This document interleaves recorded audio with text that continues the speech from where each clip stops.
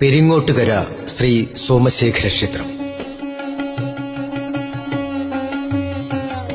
തൃശൂർ ജില്ലയിലെ പെരിങ്ങോട്ടുകരയിൽ നിലകൊള്ളുന്ന ക്ഷേത്രമാണ് ശ്രീ സോമശേഖര ക്ഷേത്രം. SNDP യോഗം രജിസ്റ്റർ ചെയ്തതിനുശേഷം ഗുരുദേവനും കുമാരനാശാനും കൂടി യോഗത്തിൽ അംഗങ്ങളെ ചേർക്കുന്നതിനായി വടക്കൻ ദിക്കുകളിലേക്ക് യാത്ര ചെയ്തു. കാരാട്ടുപറമ്പിൽ S. കൃഷ്ണന്റെ ക്ഷണപ്രകാരം പെരിങ്ങോട്ടുകരയിൽ എത്തിച്ചേരുകയും ഒരാഴ്ചയോളം അവിടെ താമസിക്കുകയും ചെയ്തു. അവിടുത്തെ തറവാട്ടുവക ഭഗവതി ക്ഷേത്രത്തിലെ വിഗ്രഹങ്ങളെല്ലാം എടുത്തുമാറ്റിച്ച് പഴയ ആരാധനാ സമ്പ്രദായം നിർത്തലാക്കി.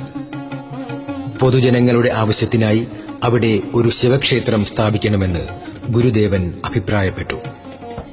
കൊല്ലവർഷം 1094 കുംഭമാസം 9-ാം തീയതി വ്യാഴാഴ്ച ബ്രാഹ്മമുഹൂർത്തത്തിൽ സോമശേഖര ക്ഷേത്രത്തിൽ പ്രതിഷ്ഠ നടത്താൻ തീരുമാനിച്ചു.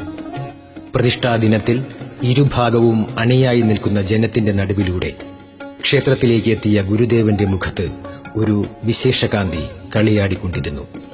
ക്ഷേത്രപ്രതിഷ്ഠ നിർവഹിച്ച ശേഷം ഗുരുദേവൻ അവിടെ നിന്നും ഇറങ്ങിപ്പോകുകയും ചെയ്തു. ശ്രീ സോമശേഖര ക്ഷേത്ര പരിസരത്ത് ഗുരുദേവന്റെ ഒരു അർദ്ധകായ പ്രതിമയും ഒരു പ്രതിമാ മണ്ഡപവും സ്ഥാപിതമാണ്.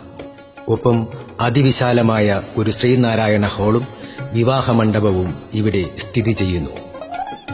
എല്ലാ വർഷവും കുംഭമാസത്തിലെ ചോദ്യനാളിൽ ആറാട്ടുവരത്തക്കവണ്ണം പെരിങ്ങോട്ടുകര ശ്രീ സോമശേഖര ക്ഷേത്രത്തിലെ ഉത്സവ മഹാമഹം നടന്നുവരുന്നു.